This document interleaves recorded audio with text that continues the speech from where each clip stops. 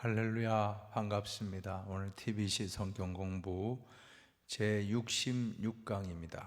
믿음의 실천, 야고보서와 유다서를 같이 함께 공부하도록 하겠습니다. 서론 부분을 같이 읽겠습니다. 같이 읽습니다.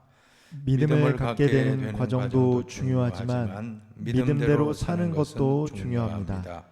기독교의 근본 진리를 파악하고 고백하는 것도 중요하지만 소유한 진리대로 살아가는 것도 중요합니다. 오늘날 기독교인들 중에 사회에서 지탄받는 가장 큰 이유는 말만 있고 행함이 없다는 데에 있다고 볼 수 있습니다. 아는 것도 많고 이론도 분명한데 그대로 실천하는 교인을 찾아볼 수 없는 것이 한국교회가 당면한 위기입니다. 그리스도인으로 고백하는 것은 입으로만이 아니라 몸으로 해야 합니다. 즉 생활로 증거해야 한다는 말입니다. 이와 같은 신앙인의 실천 문제를 다룬 성경이 야고보서와 유다서입니다. 특히 야고보서는 행함이 없는 믿음은 죽은 믿음이라는 유명한 주제를 갖고 있습니다. 실천하는 믿음, 몸으로 증거하는 믿음, 생활로 나타나는 믿음을 갖고 살도록 권고하고 있습니다. 생각을 여는 주제를 보시기 바랍니다. 같이 한번 보겠습니다. 한국교회의 위기는 그리스도인이 신앙의 실천이 없음에서 비롯됩니다. 믿음과 실천이 조화를 이루려면 어떻게 해야 합니까? 믿음과 실천의 조화에 대해서 우리는 오늘 야고보서를 통해서 큰 깨달음을 갖기를 바랍니다.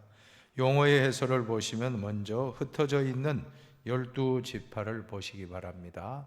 이것은 유대 그리스도인을 지칭하는 의미로 지중해 전역에 흩어져 있는 디아스포라, 흩어져 있는 12지파는 곧 디아스포라 유대인들을 말하는 것입니다. 해외 교포 유대인들입니다. 애찬을 보시기 바랍니다.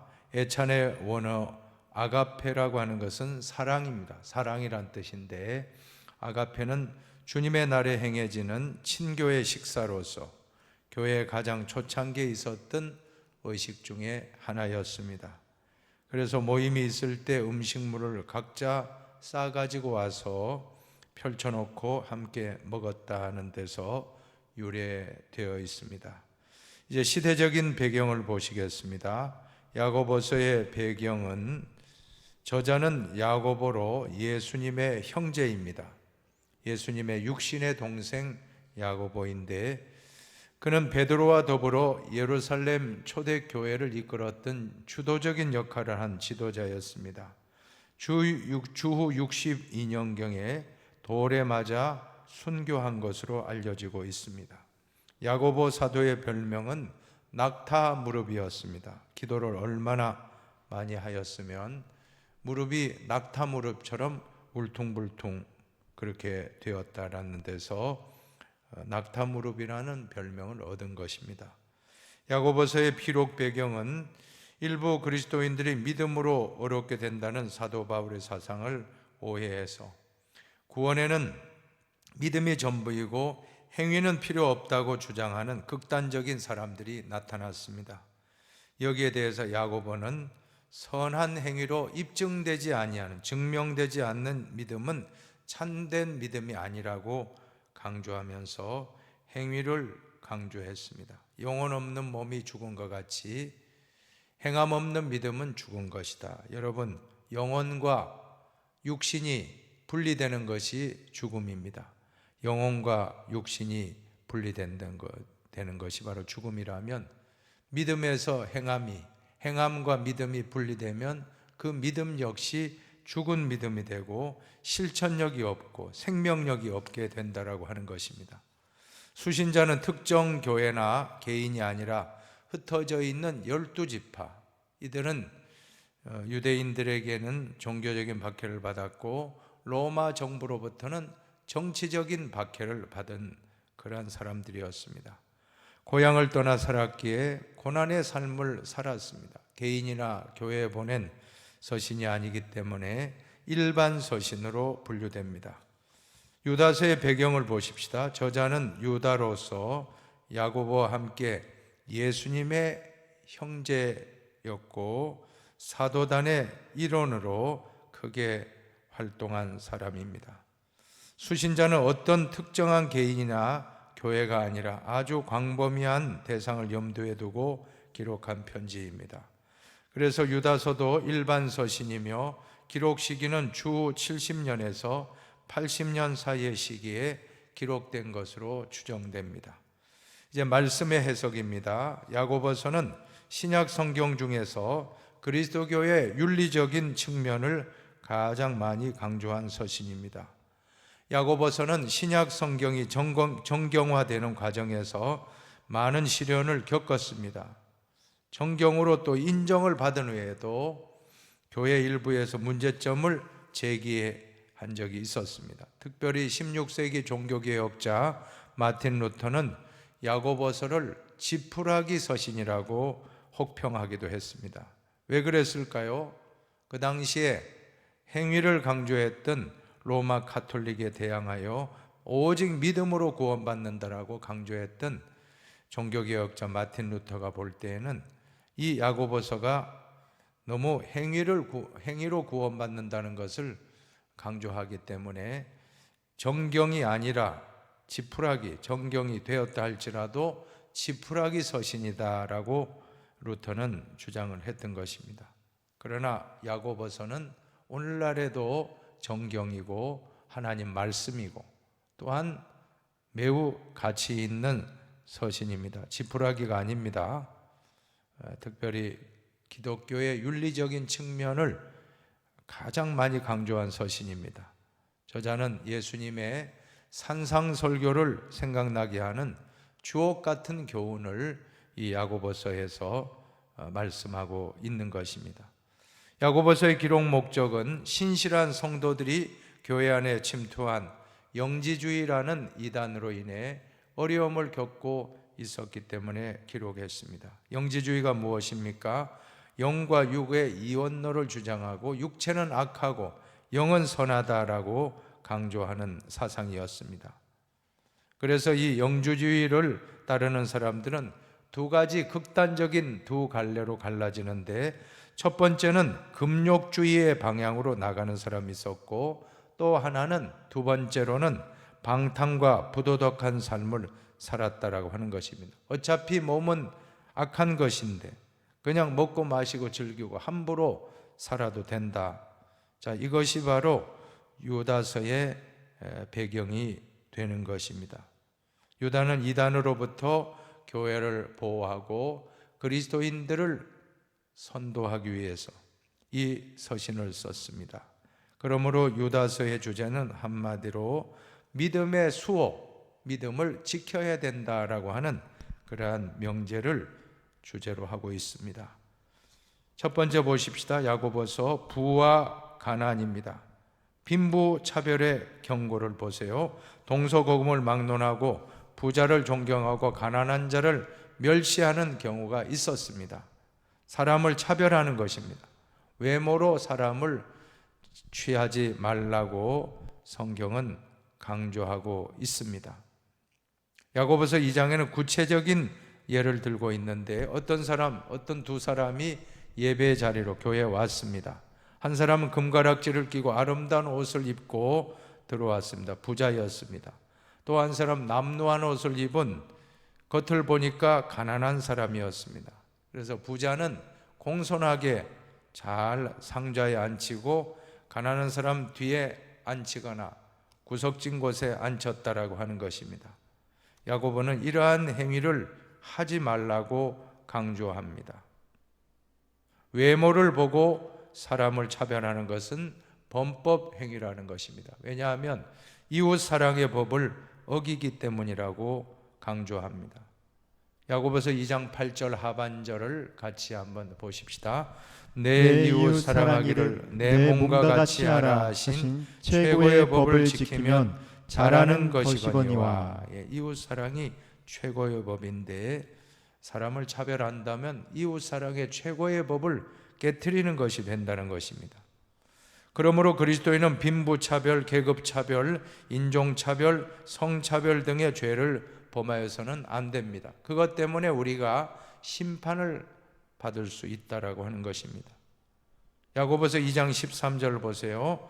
긍휼을 행하지 아니하는 자에게는 긍휼 없는 심판이 있으리라. 긍휼은 심판을 이기고 자랑하느니라. 이제 부자에 대한 두 번째 경고입니다. 여러분, 재산이 많은 것 자체가 죄는 아닙니다. 가난한 자체가 선이 될 수가 없습니다. 왜 그럼 부자가 책망받습니까? 하나는 소유가 많다는 그 자체 때문이 아니라 그들이 재산을 모은 방법이 정당했느냐, 바로 정당한 방법으로 돈을 모았느냐, 땀 흘려 돈을 모았느냐, 아니면 부정한 방법, 뇌물을 주고 악한 방법을 사용해서 남의 것을 빼앗았는가, 다른 사람에게 피해를 주고 내가 그 돈을 취하였는가, 모은 소유의 방법에 문제가 있습니다. 재산을 어떻게 모았느냐, 여기에 잘못했을 때는 부자는 심판을 받습니다. 다른 하나는 그 재산을, 그 많은 재산을 모았다면 과연 어떻게 썼느냐, 이기적인 목적으로 낭비하고 있기 때문에 부자가 책망받았다는 것입니다. 여러분, 돈은 잘 벌어서 잘 쓰시기 바랍니다. 돈은 목적이 아닙니다. 수단입니다. 돈이 목적이 되고 돈을 사랑하면 사람이 망가집니다. 하나님을 사랑해야지 돈을 사랑하면 안 됩니다. 하나님을 사랑하고 이웃을 사랑하고 돈은 사랑하지 마시기 바랍니다. 돈은 어떻게 하면 됩니까? 잘 쓰시면 됩니다. 하나님을 위하여, 이웃을 위하여 잘 활용하시기 바랍니다. 또한 부자가 책망받은 이유가 무엇입니까? 사회 지도층의 도덕적 의무, 노블리스 오블리제. 무슨 뜻이죠? 귀족의 의무, 귀족의 의무라는 뜻입니다. 사회 지도층, 귀족이라는 것은 높은 지도층을 뜻합니다. 높은 자리에 올라갔다면 그만큼 의무가 있다는 것입니다. 도덕적인 의무를 감당해야 된다는 것입니다. 그러나 재물은 많이 가지고 사회적 위치는 높은데 그것을 가지고 기부한다든지 이웃을 돕는다든지 좋은 일에 쓰지 않으면 지탄을 받게 되는 것은 귀족의 의무를, 사회 지도층의 도덕적 의무를 바로 감당하지 못했기 때문이라는 것입니다. 여러분, 사용하지 않으면, 물질을 사용하지 않으면 어떻게 됩니까? 녹이 쓴다는 것입니다. 그것이 오이복이라면 좀이 먹고 귀금속이라면 녹이 쓰는 것입니다. 선한 일에 쓰지 않으면 녹이 씁니다. 오늘 우리는 분명히 알아야 되겠습니다. 우리가 이 땅에 돈을 쌓아두는 것은 헛되고 헛된 것입니다. 왜 그럴까요? 빈손 들고 왔다가 빈손 들고 가는 공술의 공수가 인생이기 때문입니다. 우리 돈은 쓴 만큼 내 돈입니다. 한번 따라 합시다. 쓴 만큼 내 돈이다. 쓴 만큼 내 돈이다. 여러분이 쓴 만큼 여러분 돈이고, 남겨두고 저축해두고 그냥 쌓아둔 것은 다 내 돈 아닙니다. 자녀가 가져가고 다른 사람이 가져가고, 내가 쓴 만큼이 내 돈입니다.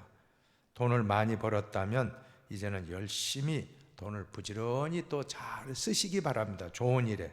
얼마나 아름답습니까? 그런 사람이야말로 보물을 하늘에 쌓아두는 가장 지혜로운 사람이 될 것입니다.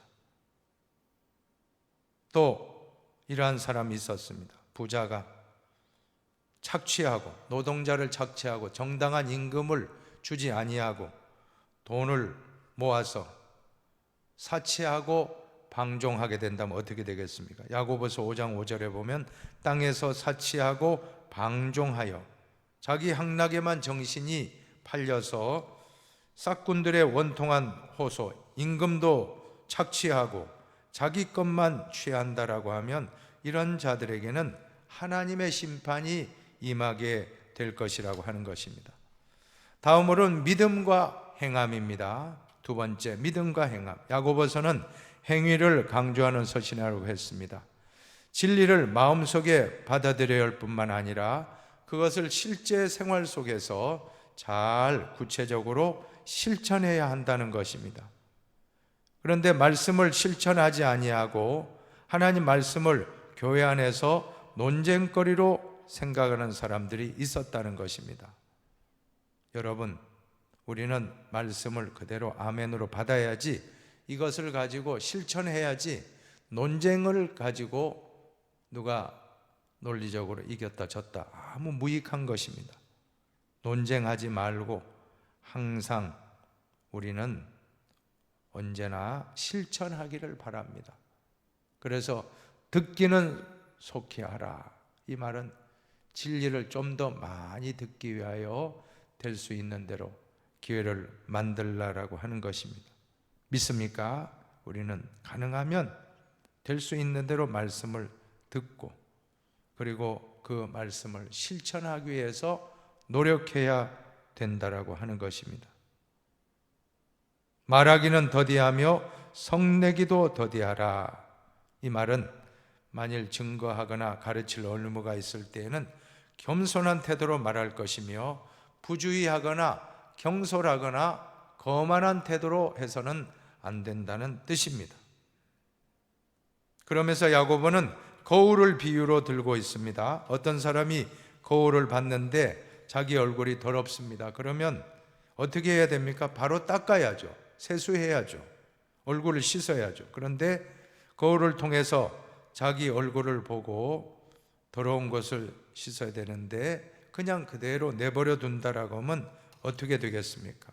이 말씀을 듣고 깨닫고 자기 부족함을 깨닫고 내가 뭐가 잘못됐는지 알았는데, 그렇다면 반드시 이제는 고쳐야 된다는 겁니다. 잘못된 것을 고쳐야 한다는 것입니다.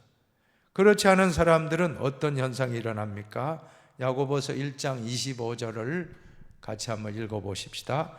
듣고 잊어버리는 자가 아니요 실천하는 자니 이 사람은 그 행하는 일에 복을 받으리라. 듣고 잊어버리는 자가 되지 말고 듣고 실천하는 자가 복 있는 사람이라. 그 사람이 복을 받은 사람이라 라고 하는 것입니다. 우리가 말씀을 듣고 깨달을 뿐만 아니라 말씀을 듣고 실천하는 복 있는 사람이 되어야 되겠습니다. 두 번째로, 실천이 없는 믿음.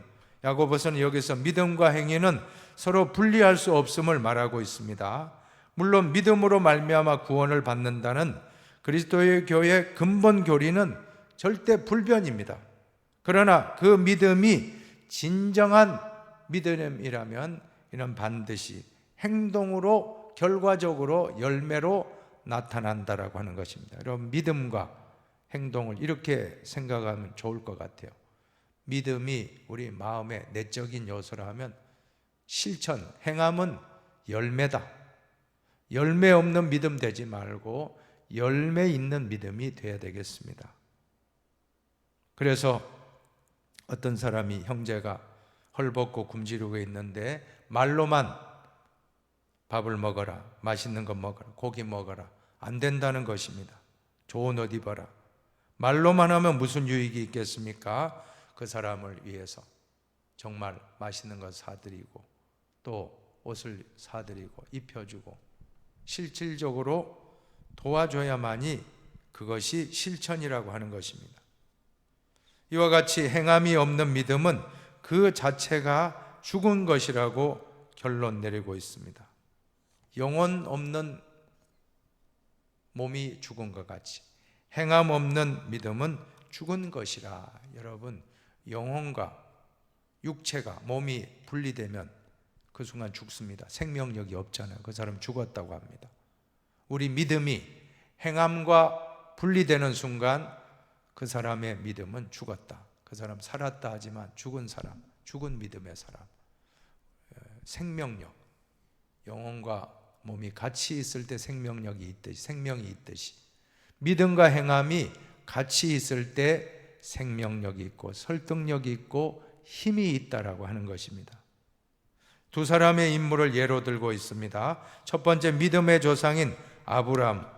아브라함은 믿음으로 어렵다함을 얻었지만 자기 독자를 이삭을 제물로 바치는 데까지 순종하는 행위로 나아갔다라고 하는 것입니다. 여러분, 믿음은 순종입니다. 믿음 따로 순종 따로가 아닙니다. 떠나라. 말씀을 들었죠. 말씀을 믿었죠. 그리고 말씀을 확신하고 순종하고 나간 겁니다. 본토 친척 아비집을 떠나라. 잘 듣고 믿고 확신하고 나아갔습니다. 순종할 때 믿음의 조상의 반열에 오를 수가 있었습니다. 독자 이삭을 바치라. 듣고 믿고 아침에 일찍 일어나서 모리아산까지 3일 길을 걸어가고 그 고민을 다 극복하고 제물로 번제로 바치려고 할 때 하나님이 수풀에 걸린 수대양을 예비하고 이삭을 죽지 않도록 번제로 바치지 않도록 막아주셨던 것입니다. 믿음은 순종입니다. 믿음 따로 순종 따로가 아닙니다. 믿음은 순종입니다. 여리고성의 기생 라합을 보세요. 그녀 역시도 자신의 생명의 위험을 무릅쓰고 여리고에 들어온 두 히브리 정탐꾼을 숨겨주었습니다. 그 결과 구원을 받았는데 역시 마찬가지로 결단입니다. 잘못하면 자기도 죽습니다. 적군 스파이를 감춰준다는 것은 자기도 목숨을 내놓은 겁니다. 죽음을 각오하고 결단한 것이지, 믿음이라는 것은 생명을 내놓는 것입니다. 이와 같은 결단, 행동이 없이는 진정한 믿음이 아니라고 하는 것입니다. 야고보서 2장 26절 한번 같이 읽어봅시다. 영혼 없는 몸이 죽은 것 같이 행함이 없는 믿음은 죽은 것이니라. 영혼과 몸이 분리되면 죽는 생명력이 없는 것처럼 믿음과 행함이 분리되면 생명력이 없게 된다. 이것이 죽은 믿음이 되는 것입니다. 이 야고보서 말씀을 깊이 새길 수 있게 되길 바랍니다. 이제 유다서로 보시기 바랍니다. 유다서를 쓰게 된 배경은 이단 문제입니다. 당시 교회 안에 영지주의 이단이 침투했습니다. 영지주의가 무엇입니까? 영과 육체를 이원론적으로 분리하고 영은 선하고 육은 악하다. 그래서 예수님이 이 땅에 육신으로 오신 것을 부정하는 이단이었습니다. 자, 이러한 거짓 교사들이 교회에 침투해서 교회를 혼란스럽게 했던 것입니다.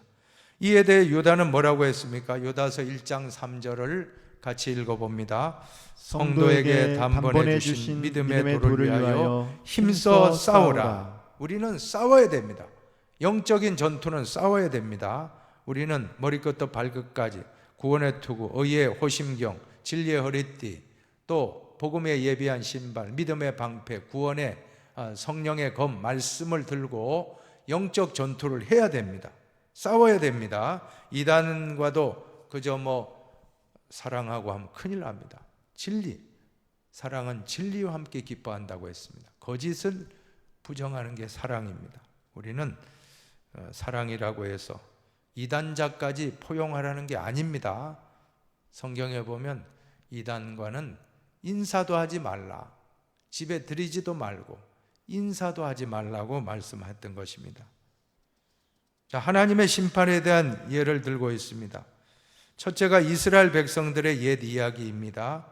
그들은 애굽에서 구원을 받았지만 불순종으로 인해서 광야에서 죽었던 것입니다. 여호수아와 갈렙을 빼고는 다 광야에서 다 죽고 말았습니다. 왜 그럴까요? 불신앙과 불순종 때문이었습니다. 두 번째로는 타락한 천사입니다. 여러분, 타락한 천사가 누구입니까? 사탄 마귀입니다. 하나님을 수종들던 천사였다가 하나님과 동등되려고 하다가 쫓겨난 존재가 바로 사탄입니다. 불순종의 대표자가 바로 사탄입니다. 하나님께 불순종하고 하나님께 반역하다가 그 천사들이 쫓겨나서 사탄의 괴수가 되었다라고 하는 것입니다. 세 번째는 창세기에 나오는 소돔과 고모라상 멸망 이야기입니다. 창세기 19장 두 천사가 나그네로 가장해서 롯을 찾아오는데 롯은 나그네를 지극정성으로 잘 대접했습니다. 자, 그때 이 두 천사가 너무나 아름답게 생겼던 것 같아요. 그러니까 그 당시에 소돔성에 동성연애자들이 얼마나 많았습니까? 그 두 사람을 내놓으라는 겁니다. 그 두 사람과 상관하리라, 성관계를 맺겠다고. 소돔 사람들의 행위를 오늘날 동성연애라고 합니다. 소돔이라고 합니다. 소돔에다가 Y를 붙여서 소돔이가 동성연애입니다. 얼마나 성적으로 타락했으면, 당시에 노소를 막론하고 늙은 자나 젊은 자를 막론하고 원근에서 다 모여왔다. 먼 거리 가까운 거리 남녀노소 할 것이 다 동성연애에 타락한 성읍이 바로 소돔성이었습니다. 결국 그 소돔성은 불과 유황불에 다 멸망당하고 말았던 것입니다. 성적 타락으로 인해서 멸망을 받았습니다. 여러분, 오늘 우리는 지금 최근에 동성애 차별금지법, 아까 차별하지 말라고 했는데 얼마나 좋은 거예요. 그러나 차별하지 말라고 하면서도 또 차별하는 거예요. 왜냐하면 동성애자 잘못됐다라고 말하는 순간, 그 법이 제정되면 동성애를 잘못됐다고 반박한 그 사람을 고발해서 그 사람이 법적으로 처벌을 받게 되는, 벌금을 물게 되는 또 다른 역차별.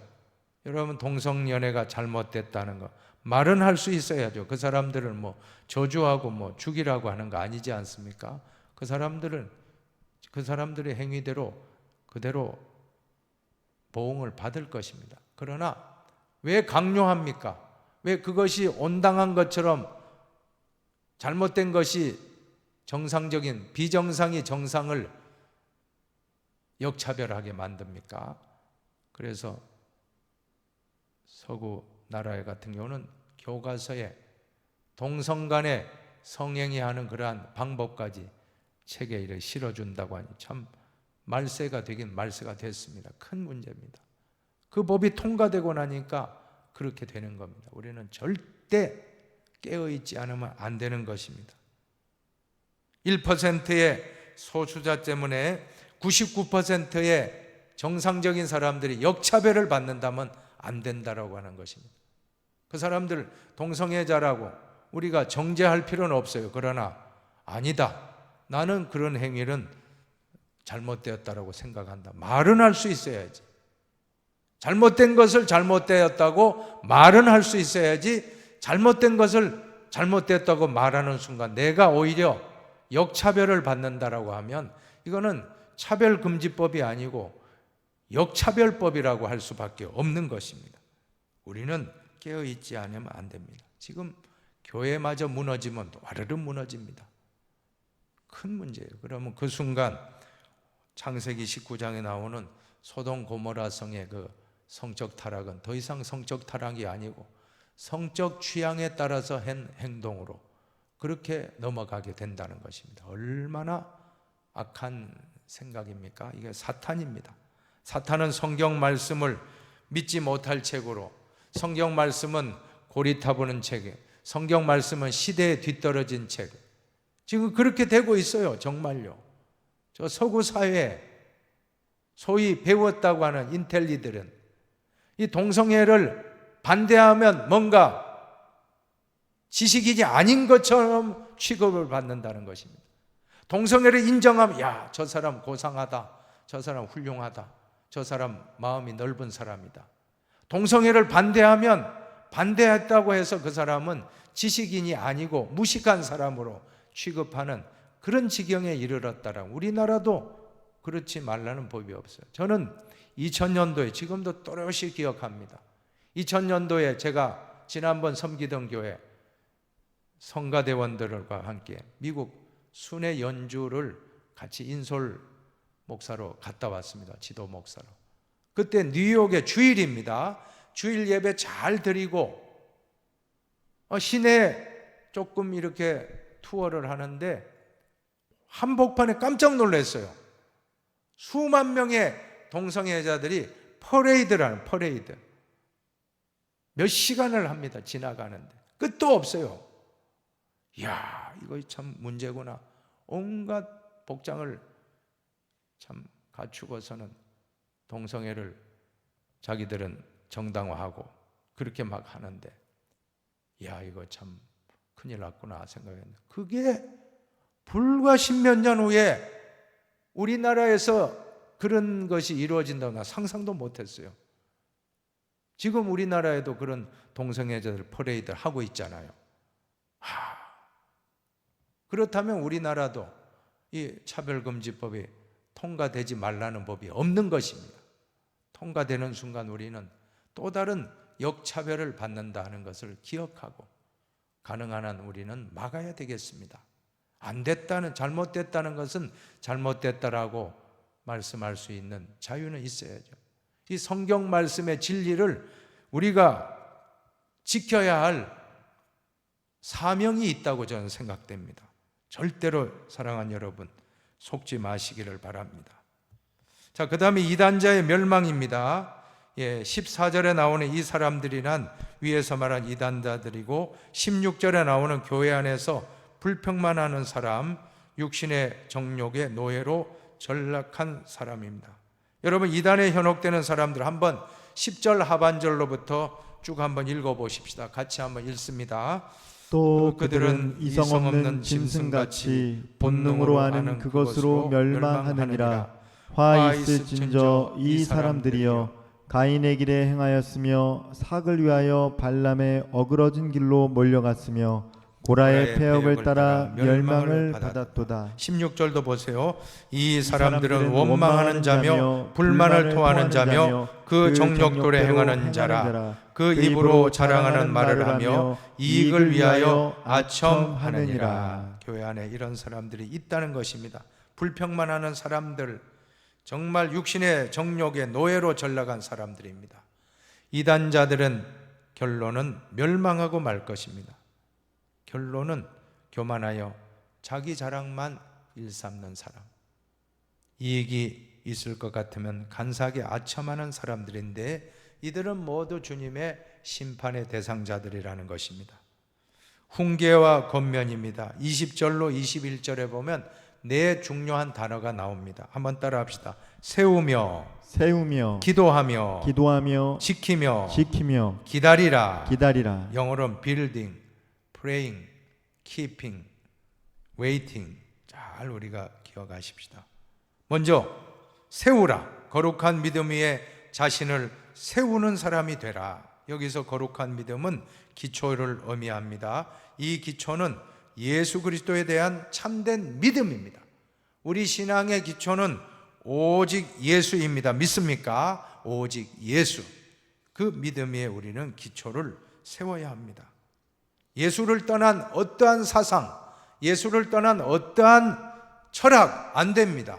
우리는 예수님을 기초에 세우고 예수님을 닮아가고 예수님을 따라가는 것이 우리 신앙의 목표가 되어야 되는 것입니다. 성령으로 기도하라고 말씀합니다. 성령은 우리 기도 생활에서 최고의 스승이며 기도의 동반자이신 것입니다. 언제나 기도할 때 성령으로 기도하십시다.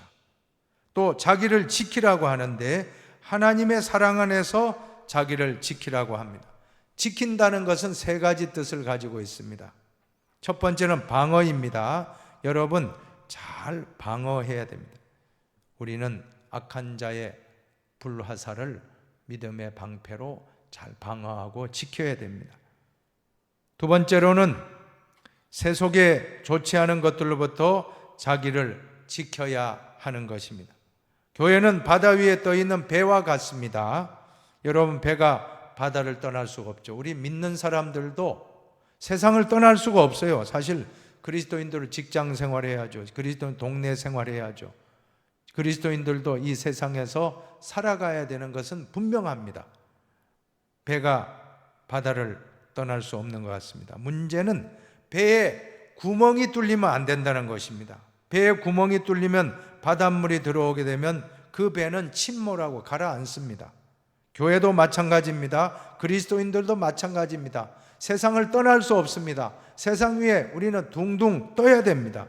그런데 만약에 우리 안에 구멍이 뚫리면 그 세속적인 물줄기가 교회로 파고들고 가정으로 파고들고 우리 자신으로 파고들면 우리는 침몰할 수밖에 없다라고 하는 것입니다.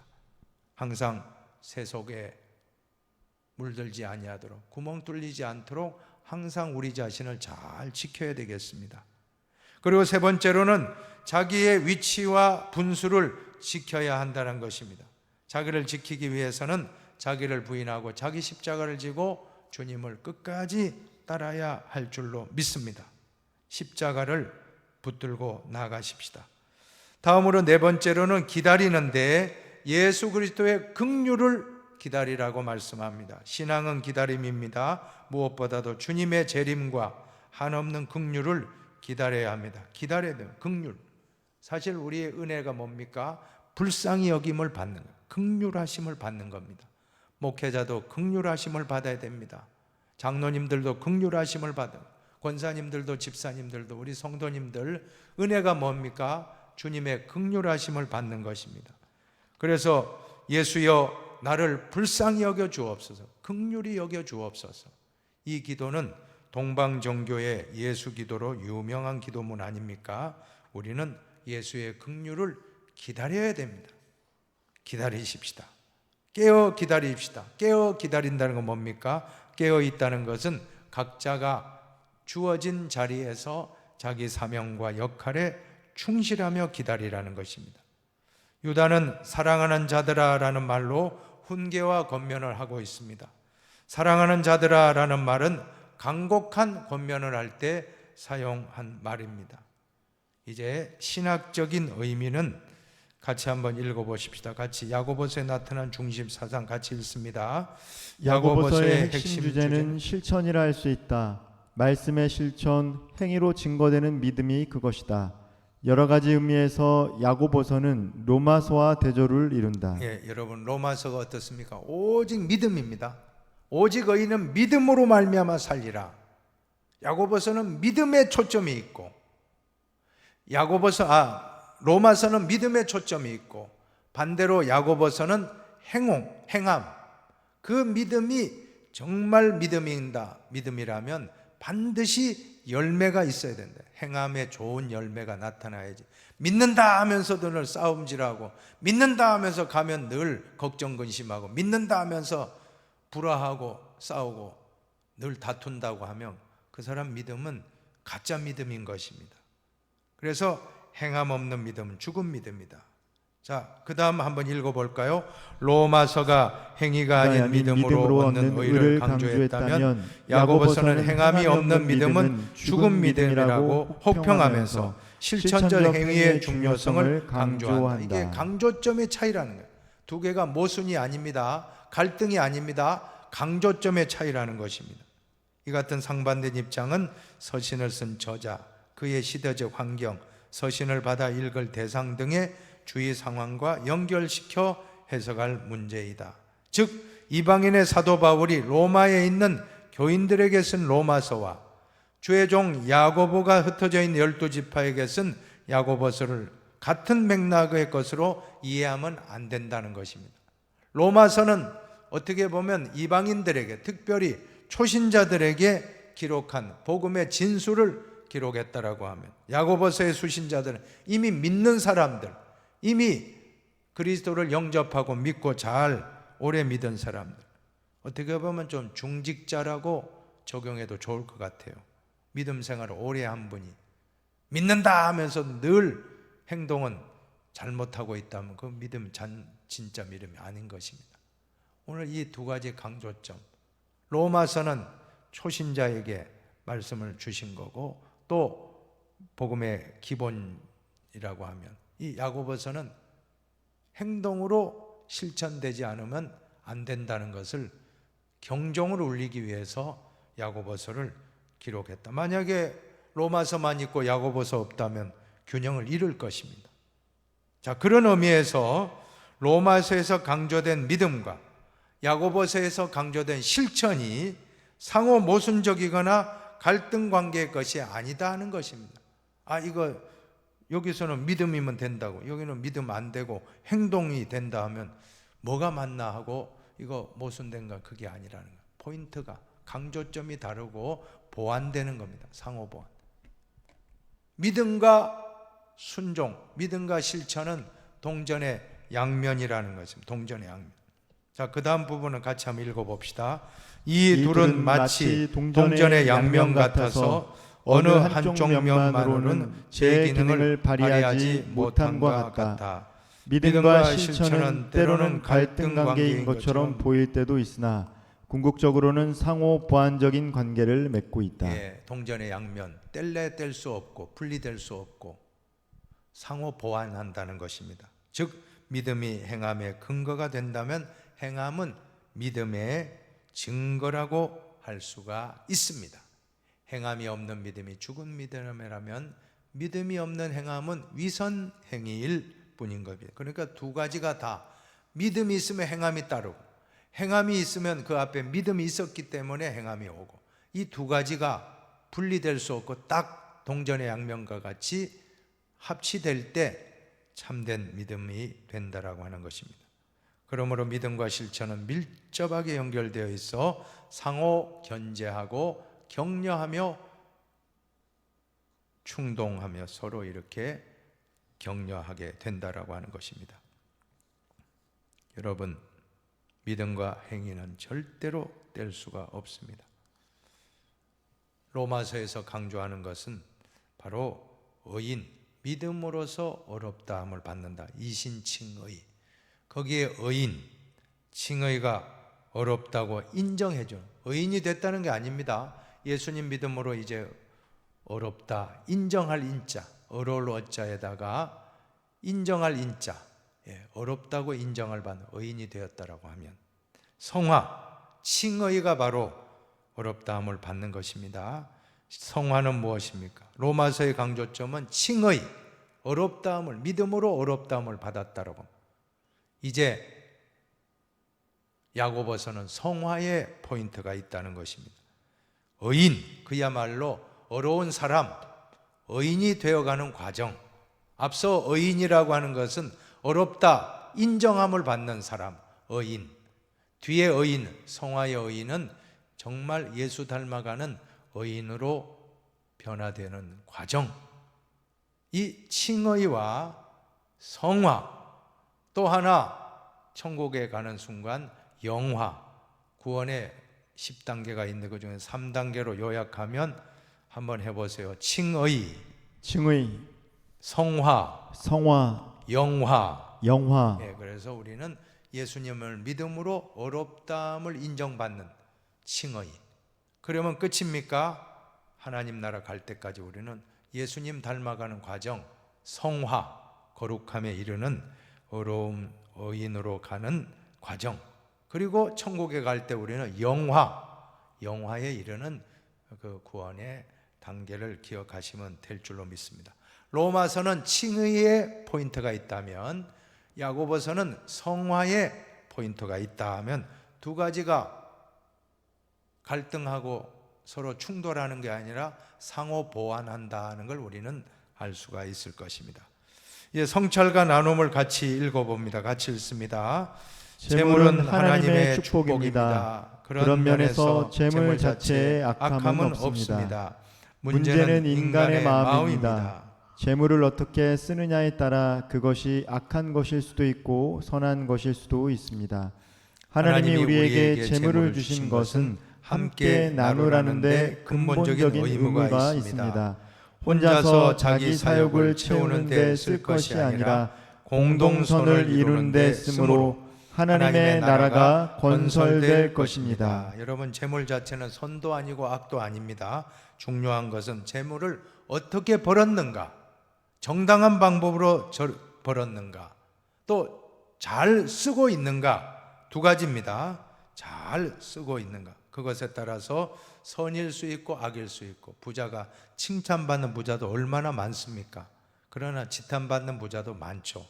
부정한 방법으로 돈만 모으면 된다, 딴 사람들 착취하고, 또 돈을 모아놓고 좋은 일에 쓰지도 않고 자기 배만 불린다면 그 사람은 악한 사람이 되고 말 것입니다.